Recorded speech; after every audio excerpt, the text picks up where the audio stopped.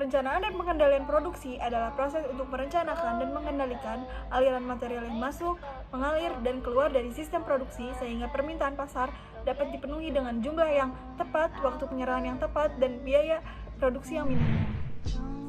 Sistem manufaktur merupakan sistem yang mengarah kepada bagaimana cara yang tepat dan dapat diimplementasikan terhadap sumber daya dan peralatan yang ada di dalam perusahaan sehingga menciptakan kegiatan produksi yang lebih efisien menurut Gruver 2010. Lalu ada sistem produksi merupakan kumpulan dari subsistem yang saling berinteraksi dengan tujuan mentransformasi input produksi menjadi output produksi. Lalu ada perencanaan produksi adalah suatu kegiatan yang berkenaan dengan penentuan apa yang harus diproduksi, berapa banyak yang diproduksi, kapan diproduksi, dan apa sumber daya yang dibutuhkan untuk mendapatkan produk yang telah ditetapkan. Proses agregasi merupakan pengelompokan yang terdiri dari beberapa jenis item atau produk individual dengan pola yang serupa menjadi kelompok produk atau product family. Lalu ada peramalan, yaitu proses untuk memperkirakan beberapa kebutuhan yang diperlukan di masa mendatang meliputi kebutuhan dalam ukuran kuantitas, waktu, dan lokasi yang dibutuhkan dalam rangka memenuhi permintaan barang maupun jasa. Nah, yang pertama adalah perencanaan agregat. Perencanaan agregat ini merupakan perencanaan yang dibuat untuk menentukan total permintaan dari seluruh elemen produksi dan jumlah tenaga kerja yang diperlukan. Nah, selanjutnya adalah proses disagregasi.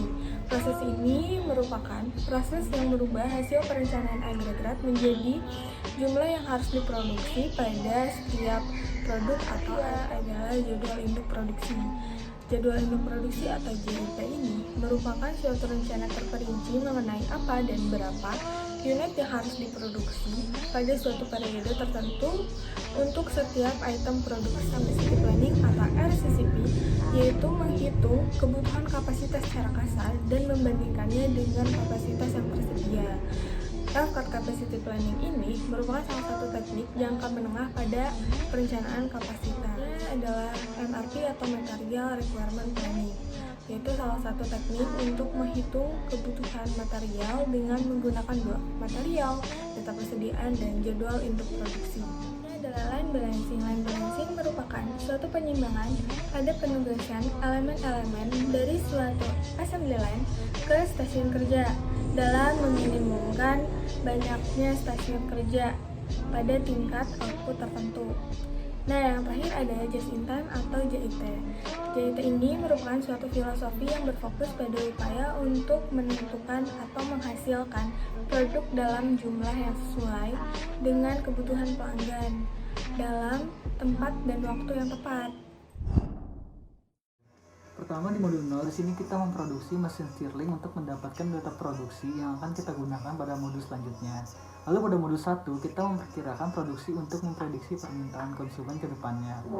Dan pada modul berikutnya, yaitu modul 2, dengan perkiraan tersebut kita dapat menyesuaikan tenaga kerja dengan apa yang kita ingin produksi dan kita dapat menggunakan jadwal induk produksi atau JIP. Lalu pada modul 3, sini kita mengukur keseluruhan kapasitas kasar dari suatu perusahaan untuk mengetahui permintaan dari konsumen. Lalu pada modul 4 sendiri, sini kita menentukan kebutuhan produksi dengan tepat dan juga menentukan penggunaan dan penyesuaian dari setiap material. Lalu pada modul 5, berguna untuk menyeimbangkan setiap elemen yang telah ditemukan pada setiap workstation dan mengurangi penumpukan benda kerja atau material pada workstation sendiri.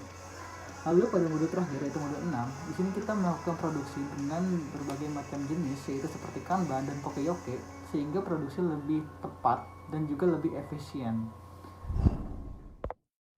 I was hanging with you and then I realized I didn't think